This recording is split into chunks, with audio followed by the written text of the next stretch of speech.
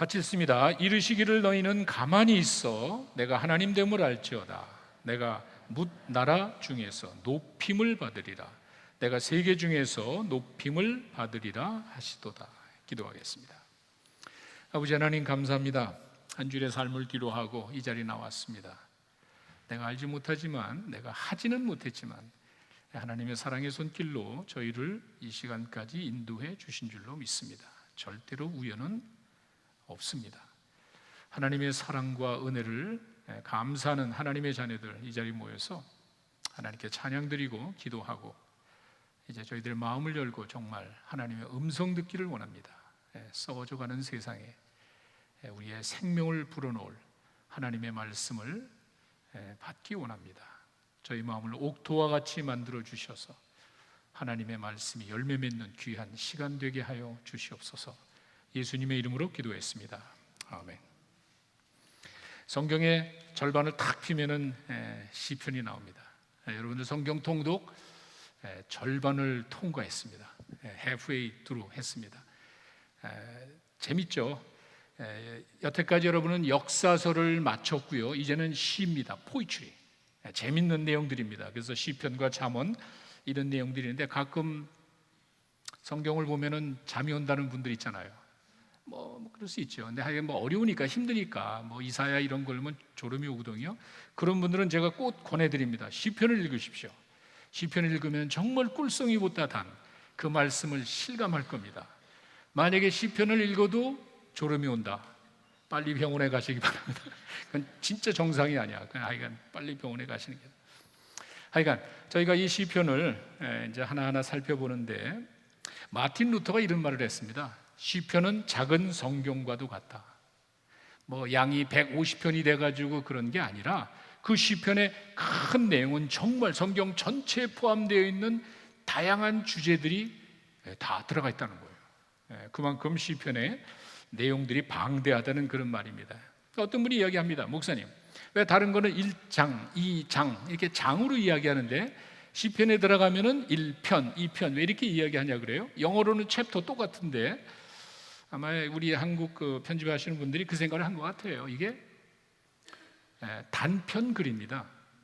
이게 조각글이라고 보시면 됩니다. 어떤 사람들의 고백, 각자의 상황에 이야기했던 내용들을 단편적인 글을 모아놨기 때문에 연결성이 없습니다. 뭐 1장에서 뭐 150편 다 읽을 필요가 없습니다. 아무데나 읽으셔도 돼. 원하는 대로 이렇게 조각글이기 때문에 그냥 편으로, 장으로 쓰지 않고 평으로 한다는 걸 참고하시면 됩니다. 아무래도 이 시편에 관해서 궁금하신 분들이 많은 것 같은데 언제 이 시편이 기록되었을까? 그건 모릅니다. 신앙인들의 고백이기 때문에 잘 모릅니다. 그러나 대충 오래전부터 기록되어져 있던 그 단편적인 글이 있었는데 이거를 솔로몬 때 아마 모으지 않았나 그렇게 봅니다. 여러분이 쉽게 상식적으로 생각해도 가능한 것이 솔로몬이 성전을 졌습니다. 솔로몬이 성전에서 그 예배드리고 찬양하고 그럴 때는 당연히 뭔가가 필요하니까 그때 아마 이 시편을 모아서 책으로 만들어 가지고 그때부터 성전 예배 때 사용하지 않았을까. 그래서 공식적인 그 수집은 아마 솔로몬 시대 때부터 모으기 시작하고 바벨론 포로를 갔다가 이스라엘 백성들이 돌아올 때 그 허전한 그 허무한 그 하나님의 백성들에게 이 시편을 통해서 하나님의 위대하심을 좀 소개하고자 성전 관리하는 한 사람이 현재의 모습으로 시편을 모았습니다. 그래서 1권, 2권, 3권에서 5권으로 묶었습니다. 뭐 1권이 그건 뭐 별로 중요한 건 아닙니다. 아마도 유대인들에게는 모세 오경이 중요하니까 그 5권의 책을 의식해서 한 것이지 뭐 5권 나눈 것이 큰 의미가 있는 것은 아닙니다. 중요한 것은 뭐냐면은 다양한 환경에서 하나님의 사람들은 어떤 고백을 하는가, 어떤 생각을 하는가, 내가 어려울 때 그 사람들에게 하나님은 무슨 의미가 있나, 정말 아픔이 있을 때 그 사람들은 어떤 기도를 했나, 이런 삶의 다양한 환경에서 믿는 사람들의 고백이 담겨져 있습니다. 시편을 읽으실 때는요, 여러분이 꼭 기억하십시오. 시편에 나와 있는 하나님은 크신 분입니다. 일단 시편 기자가 하나님을 이야기할 때는요, 창조주, 전지전능하시는 이 세상을 통치하시는 하나님, 이것을 전제로 합니다. 그리고 이제 뒤로 가시면은 이런 말이 있습니다. 별들의 숫자를 세신대. 인류 과학으로도 깨달을 수 없는 그 어마어마한 별들의 숫자를 세시고 그 별들의 이름을 진대. 이거는 바로 창조주 하나님이라는 그 말이죠. 하여간 이렇게 우리가 감히 상상할 수 없는 크신 하나님을 전제로 시편 기자는 글을 씁니다. 이런 마음이 여러분 앞에 있습니까? 우리가 어떤 어려움이 온다 그래도 내 믿음의 대상이 분명하면 아니 내가 믿는 하나님이 이렇게 크신 분이라면은요, 이 사람 그 환경을 이길 수 있습니다. 내가 믿는 믿음의 대상이 별로 분명치가 않아. 내가 믿는 믿음의 대상이 내 수준을 별로 넘어가는 것 같지 않아. 그래서 믿음이 없는 거예요. 시편 기자는 이제 크신 하나님. 그래서 시편 111편 10절에 가면요, 잠언이 아닙니다. 시편 111편 10절에 가시면은요, 여호와를 경외하는 것이 지혜의 근본이야. 왜? 하나님은 크신 분이야. 체험에서 나와요. 체험에서. 그죠? 일방적으로 이야기하는 것이 아니라 삶의 여러 환경을 다 거쳐본 사람들의 결론이 그겁니다. 하나님을 경외하는 것이 지혜의 근본이야. 뭐 한다고 떠들지만 하나님은 크신 분이야. 이것이 시편의 하나님의 모습입니다. 시편에 나와 있는 또 인간은 어떤 것인가? 철저하게 인간은 하나님의 피조물입니다. 하나님이 만드신 피조물이라는 사실을 시편은 또 분명하게 이야기합니다. 그걸 둘로 나눠, 의인과 악인으로 나눕니다. 여러분 읽다 보시면 의인에 대해서 악인에 대해서 이야기인데 이것도 분명해. 시편의 시작이 어떻게 되는지 아시죠? 시편 1편 여러분 뭐 다 읽으셨으니까, 하나님은 의로운 자를 보호하시고 악인은 심판하실 거야. 분명합니다. 아무리 세상이 불공평하게 보인다 할지라도 이 세상을 만드신 그 하나님의 공의, 하나님의 정의, 이거는 확실합니다. 한 번도 흔들리지 않습니다. 하나님은 어려움 가운데 있다 할지라도 반드시 의로운 자는 하나님은 구해주시오. 겸손한 자는 하나님이 지켜주시오. 하나님은 악인들은 반드시 심판하고 불평하지 마라. 지금 내 눈앞에 이 삶이 불공평하다고 불평하지 마라. 하나님은 반드시 악인을 심판하실 거야. 교만한 자는 반드시 낮아질 거야. 확실합니다. 시편에서 말하는 하나님, 시편에서 말하는 인간이 무엇인지에 대해서 여러분이 분명히 아셔야 됩니다. 이렇게 절대적인 왕권, 세상을 만드신 크신 하나님을 전제로 나를 바라봅니다. 이게 신앙이에요. 크신 하나님을 통해서 나를 바라봐. 그래서 시편 기자가 이야기죠. 왕이신 나의 하나님, 하나님은 나의 보호자가 되십니다. 왕이신 하나님은 나의 반석과 같은 피난처가 되십니다. 이게 시편 기자 고백이에요.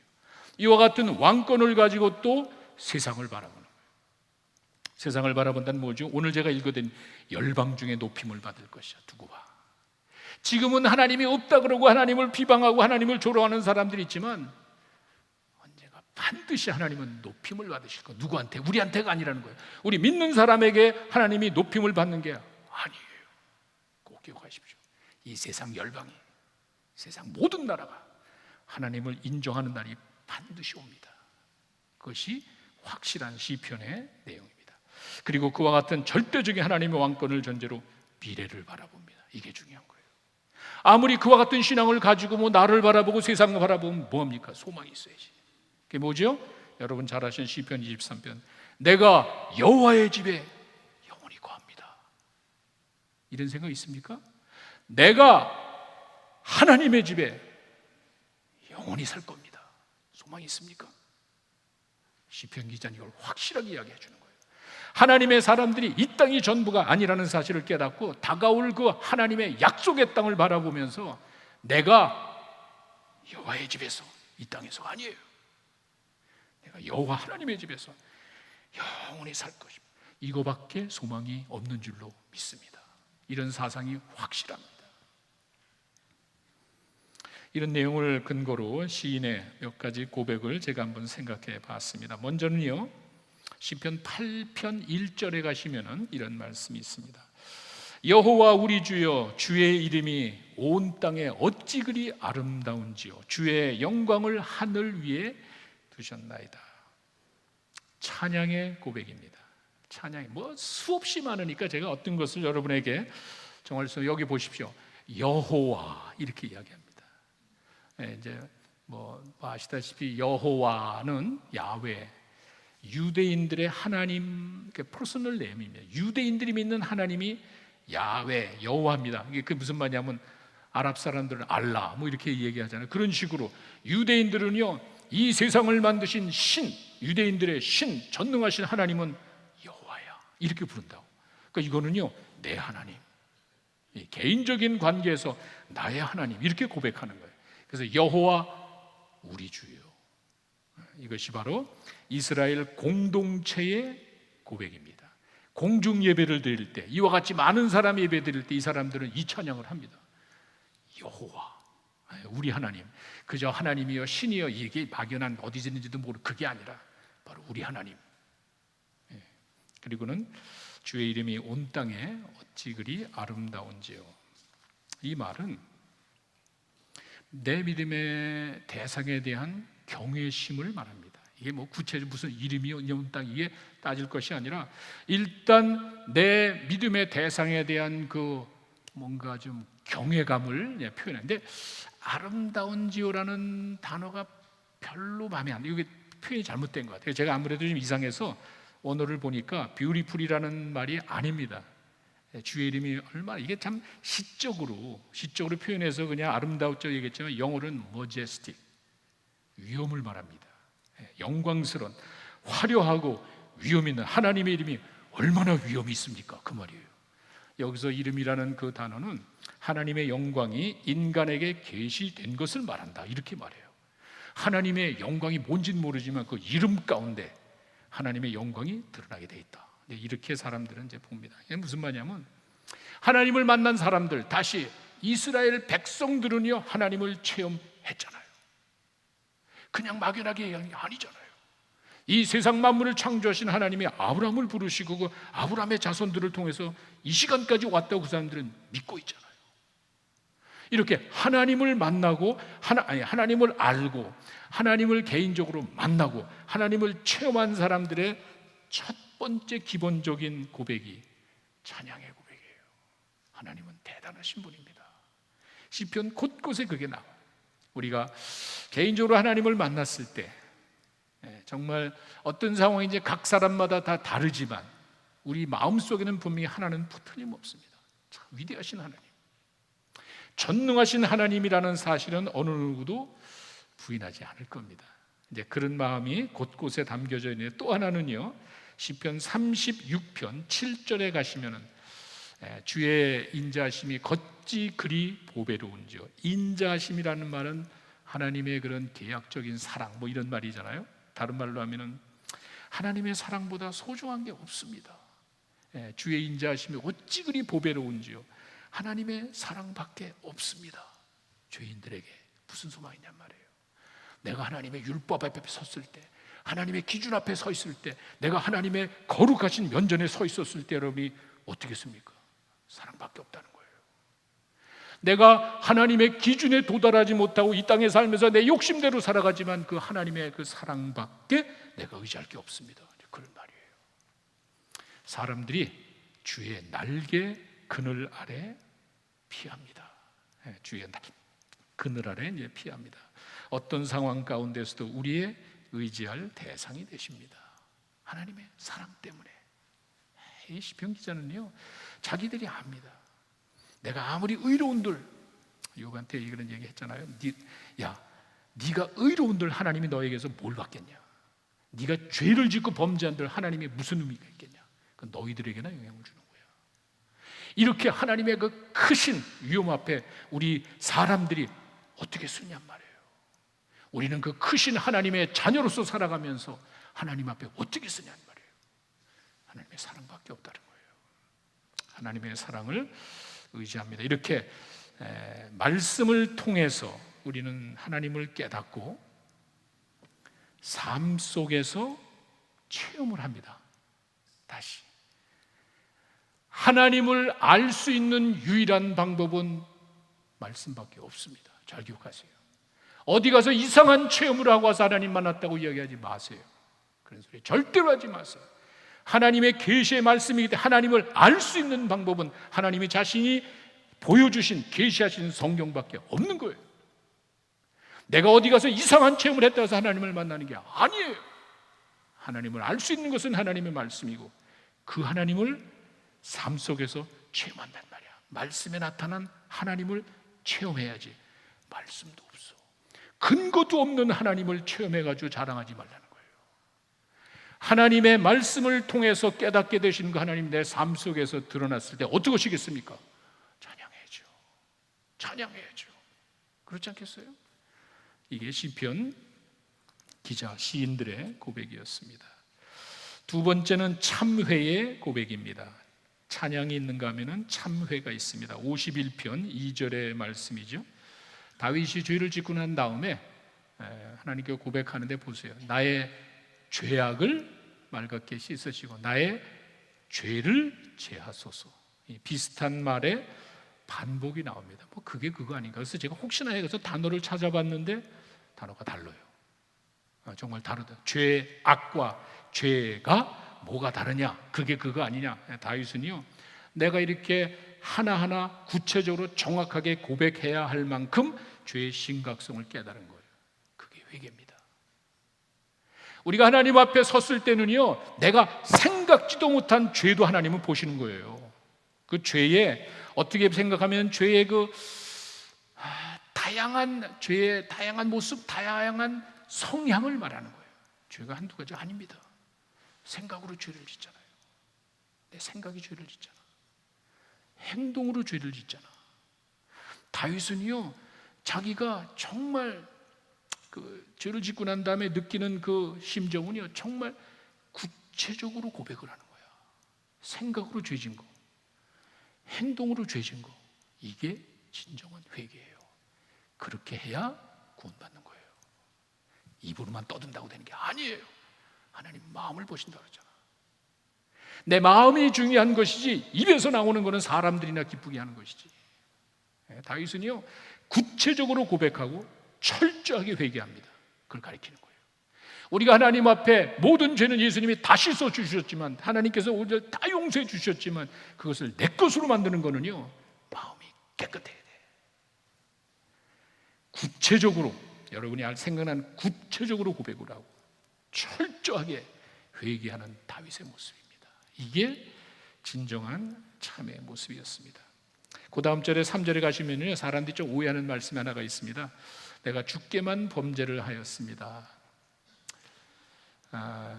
내가 주께만 51장 내가 주께만 범죄했다는 이 말을 여러 사람들이 이제 고민을 하고 있는데, 이게 문자 그대로 보면은요, 내가 사람에게는 죄를 짓지 않았다는 말인가? 내가 하나님께만 범죄했다, 내 주께만 범죄했다, 이 말은 그러면 다윗이 사람에게 죄 지은 거 아닌가? 내가 왕이니까 여자 취해도 된다는 말인가? 내가 왕이니까 그냥 그 남편 죽여도 된다는 말인가? 그게 아니죠. 내가 하나님께만 범죄했다는 것이 사람에게는 죄를 짓지 않았습니다, 그 말이 아니라 그 다윗의 죄는 우선적으로 사람보다는 우선적으로 하나님을 향한 죄라는 거예요. 이런 의식이 있으세요? 내가 사람에게 죄 졌을 때 사람에게 죄 용서하고 그 사람에게 사과하려고 이야기하지만 하나님의 마음 아프게 하고, 여러분 생각하셨습니까? 내 죄가 근본적으로 먼저 하나님을 향한 거라는 생각을 여러분 가지고 계세요? 다윗은 달라요, 생각하는 게. 내가 사람에게 죄 졌는데 그게 무슨 하나님과 무슨 근본적으로 무슨 하나님을 향한 겁니까?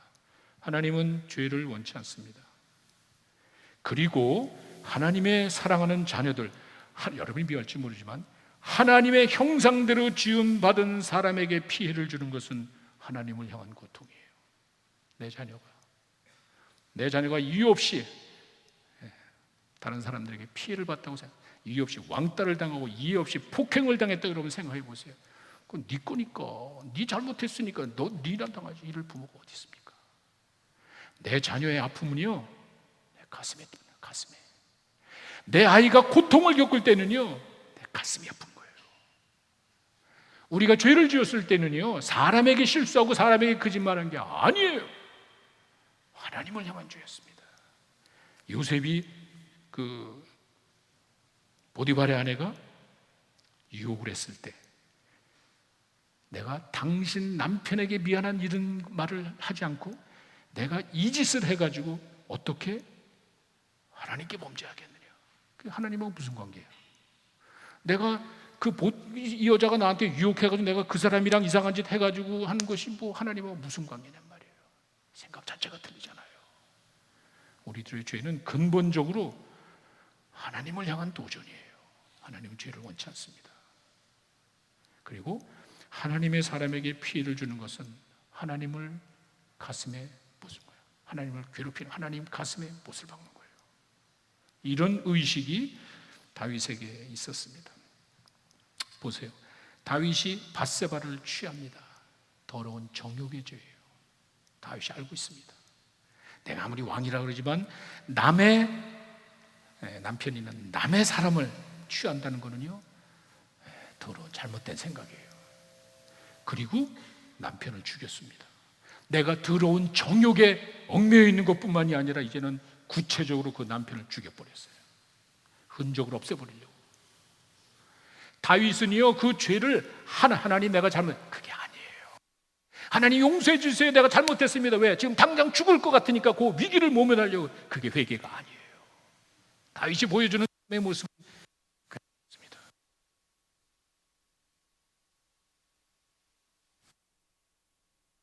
나갔네. 행동이 잘못됐습니다. 이런 생각을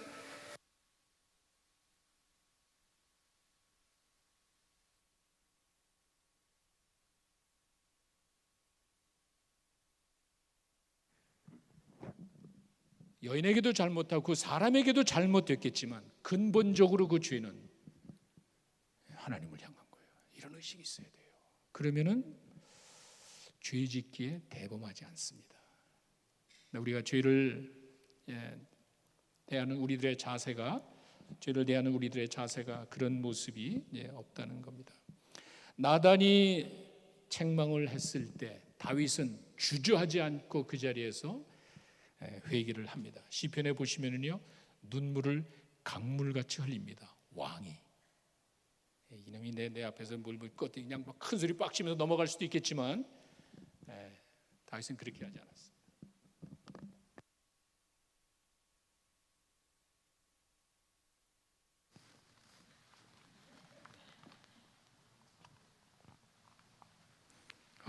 됐습니다. 그리고 그 뒤에 51장 10절에 가시면은 아주 중요한 말씀이 거기 또 하나 나와 있죠. 그 죄를 지은 다윗의 마음 속에는 다윗은 그렇게 생각을 합니다. 내 안에 깨끗한 게 없대. 야, 이게 진짜 순수한 사람이에요. 거짓말을 한번 하면은요, 그 다음에는 그냥 굴러가는 거예요. 사람이 한번 죄를 짓고 나면은요, 눈이 어두워지는 거예요. 다윗은 51편 10절에 하나님이요, 내 속에 깨끗한 마음을 창조해 주십시오. 창조라는 것은 없는 데서 뭐 이렇게 만드는 거 아니에요. 하나님, 내 안에 깨끗한 마음이 없는데 깨끗한 마음을 좀 만들어 주시고 내 안에 정직한 영을 좀 새롭게 하소서. 야, 이 말은요, 단순히 우리가 그냥 입으로 고백하는 정도가 아니라 다윗의 하나님을 향한 그 마음, 신앙을 대변하는 말입니다. 이게 뭐냐면요, 첫째는 예수님이 그런 이야기를 하신 것 같아요. 산상수훈에서 마음이 정결한 자가 하나님을 본대. 여러분, 내가 하나님에 대해서 수없이 떠들고 있잖아요. 지가 무슨 뭐 대단한 하나님에 대한 무슨 뭐 수없이 떠들지만 그 마음이 더러운 사람이 있잖아요. 성경은 분명히 이야기합니다. 마음이 깨끗해요. 마음이 청결한 자가 하나님을 본대. 예수님이 그렇게 이야기하셨을 때 그 의미가 뭐겠어요? 다윗은 그걸 의식하는 것 같아요. 내 안에 이 더러운 것들이 있어가지고 더 이상 하나님과의 교제가 단절되었습니다. 다윗은요 죄 짓고 나서 그냥 뭐 할 수 없이 뭐 내가 잘못된 거 피해보 이게 아니란 말이에요. 하나님과의 관계를 좀 회복시킨 거예요. 정한 마음을 깨끗이. 이게 왜 그렇습니까? 하나님을 보기 위해서 그런 거예요. 하나님과 좀 가까이 가기 위해서. 내 더러운 모습 가지고 어떻게 하나님을 떠난 인간의 모습을 잘 알잖아요. 사울왕이 어떻게 됐습니까?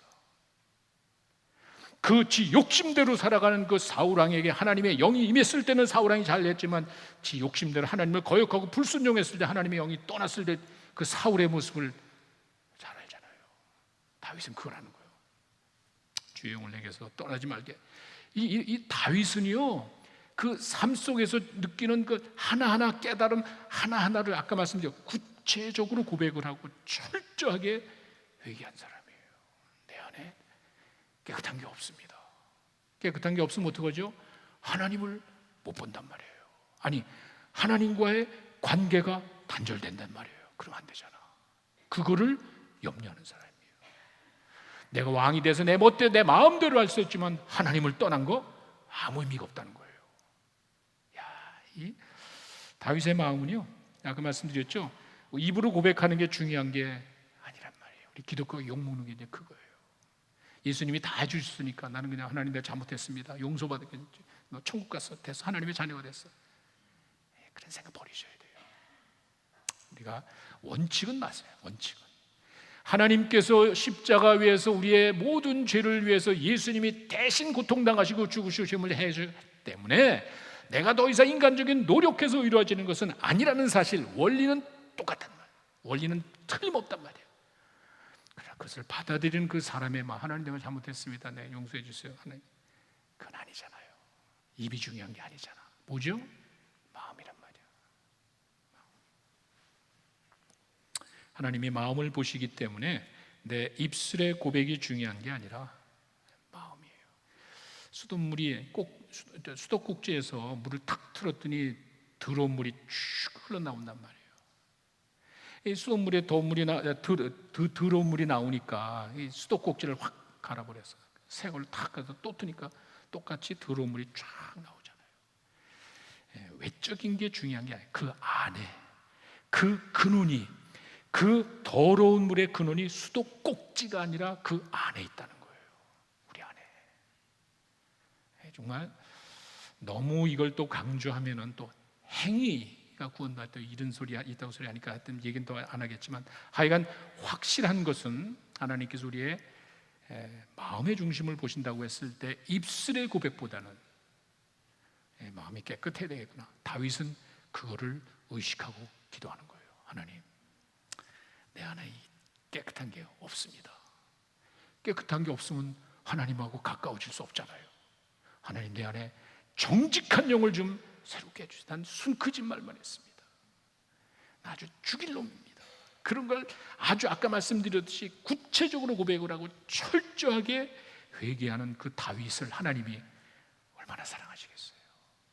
저는 하나님께서 다윗을 두고 너는 내 마음에 합한 사람이다, 뭐 그 위대한 일을 해서가 아닌 것 같아요. 하나님을 의지하고 하나님을 의식하고 하나님의 것을 소중히 여기는 그거 같아요.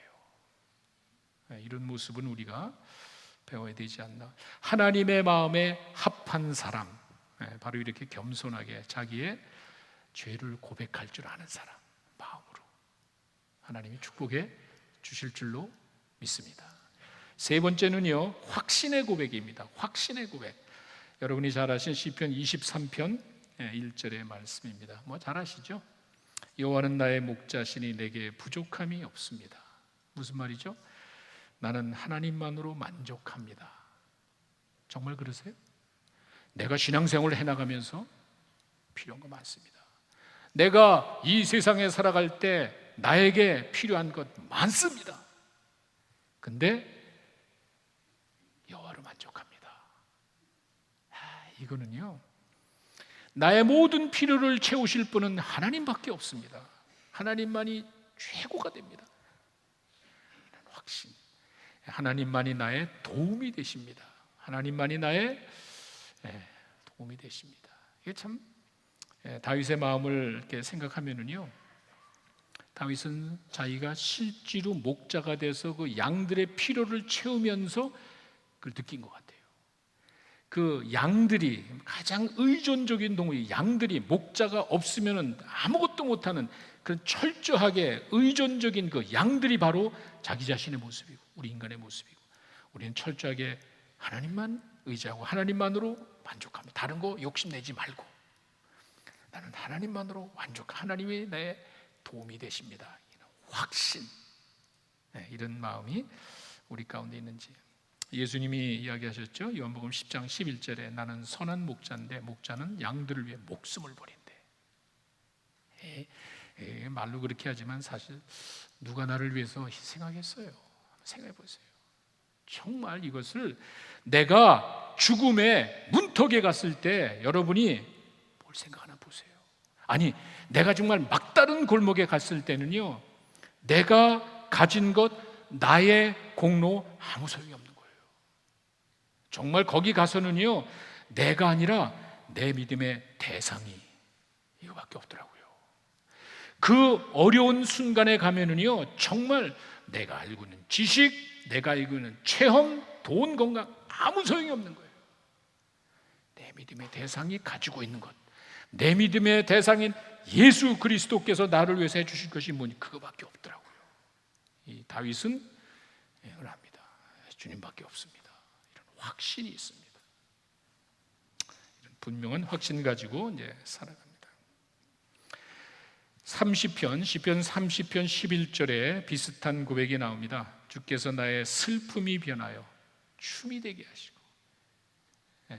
나의 베옷을 벗기고 기쁨으로 띠를 띄우셨으며, 이건 그냥 삶의 그 체험입니다. 내가 실제로 체험한 것이 아름다운 이야기로 그냥 그게 아니잖아요.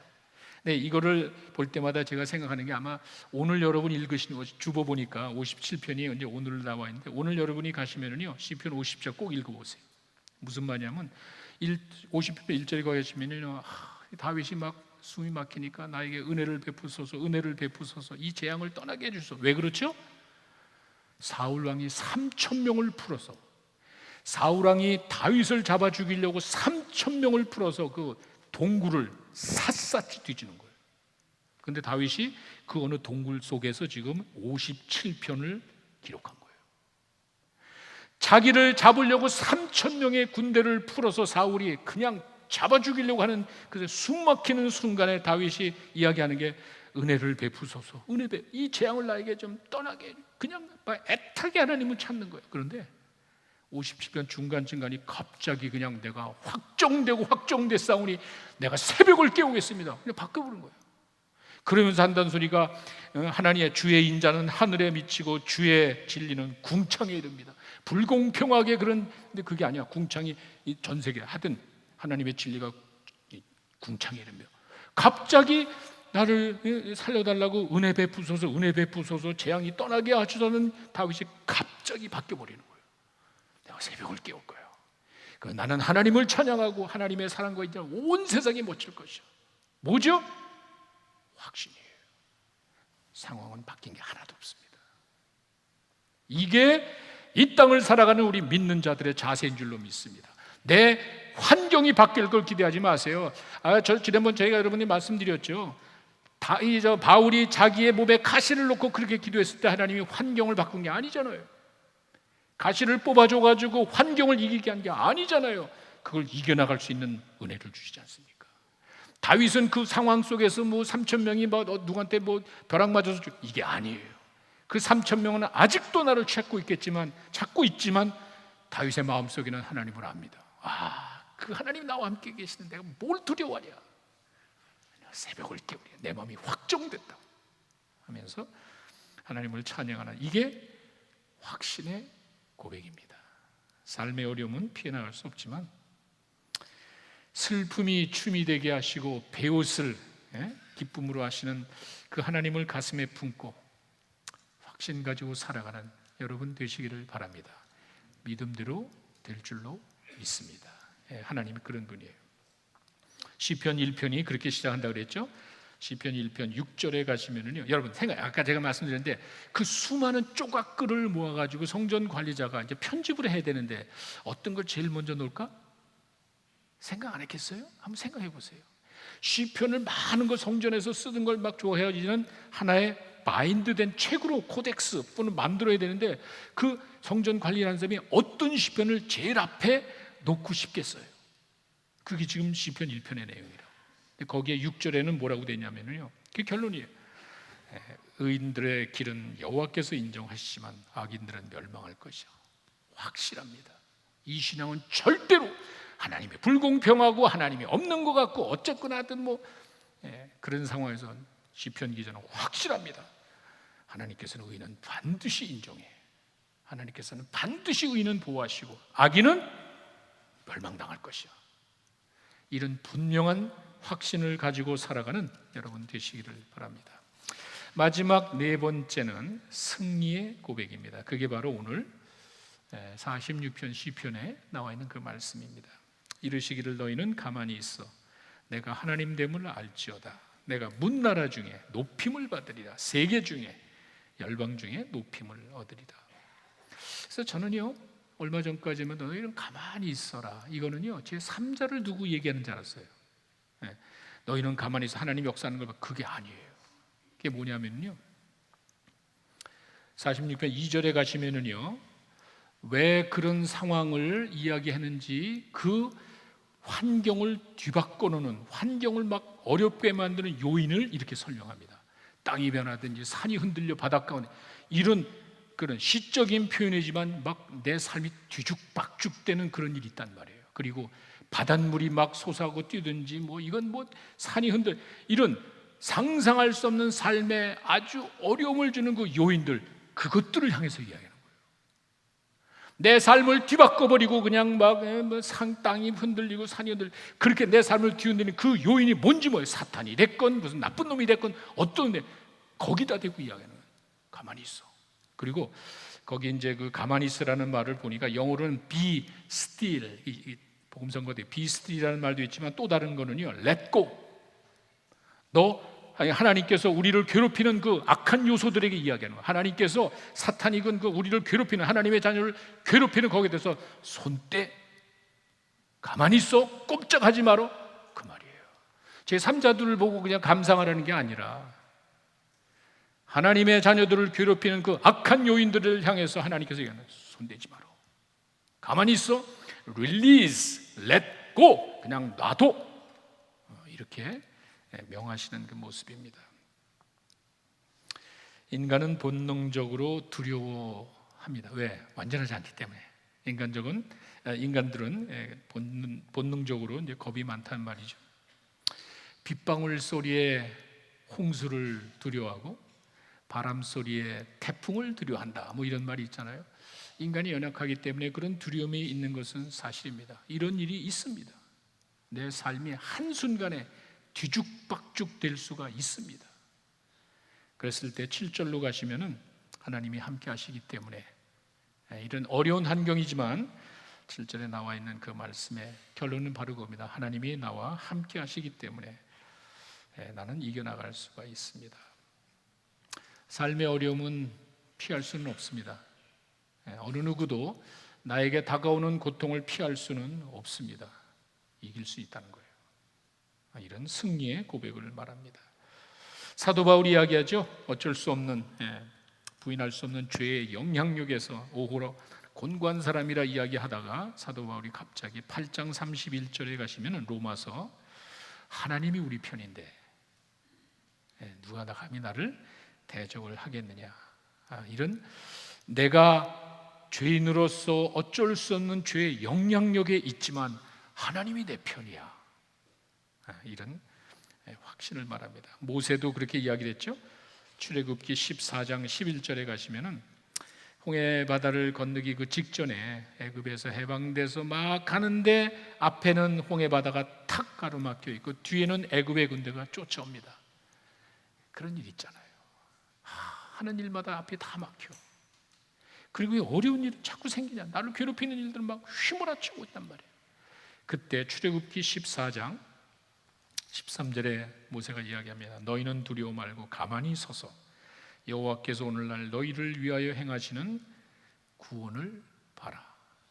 승리의 고백입니다. 저 애굽 사람들을 너는 다시는 보지 못할 것이야. 하나님의 역사를 체험한 사람들이 과거의 체험을 근거로 미래의 소망을 갖는 그 원리를 우리에게 이야기합니다. 다시, 과거에 역사하신 그 하나님을 근거로, 과거의 체험을 근거로 미래의 소망을 갖고 승리를 확신하는 시인의 모습입니다.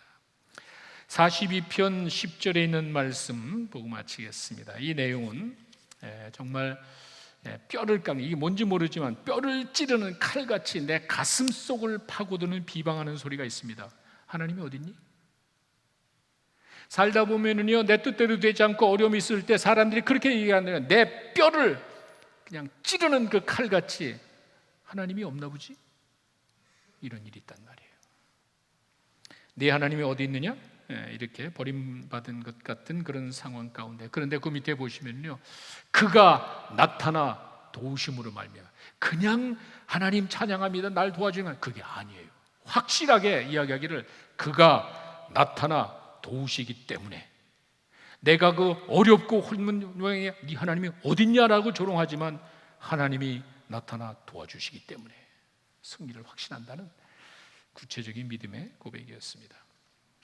자, 시편의 시인들은 삶의 어려운 상황 가운데 전능하신 하나님, 흔들리지 않는 하나님의 큰 믿음을 가지고 여러 가지 상황 가운데 하나님을 고백합니다. 거기에 하나님을 찬양하죠. 하나님을 만난 사람들의 가장 기본적인 고백입니다. 하나님 정말 대단하십니다. 그리고 하나님, 내가 잘못했습니다. 우리가 완전하지 않기 때문에 죄를 지을 수밖에 없지만 그 죄 용서하는 그 겸손한 모습, 참의 고백이죠. 하나님만이 나의 도움이 되십니다. 목자가 되십니다. 내가 세상 다른 것보다 하나님만을 원합니다. 확신이죠. 하나님만이 나의 도움이 되십니다. 하나님만이 나의 소망이 되십니다. 승리의 고백입니다. 아무리 내 환경이 어렵다 할지라도 나를 도우시는, 구체적으로 도우시는 하나님을 내가 믿고 나갑니다. 이게 시인의 고백이었습니다. 하나님은 여러분과 나의 피난처가 되십니다. 그리고 환난 날에 큰 도움이래. 그냥 도움이 아니라 큰 도움이래. 아픔과 고난 가운데서 하나님 살아계심을 맛보며 살아가는 여러분 되시기를 간절히 축원합니다. 기도하겠습니다.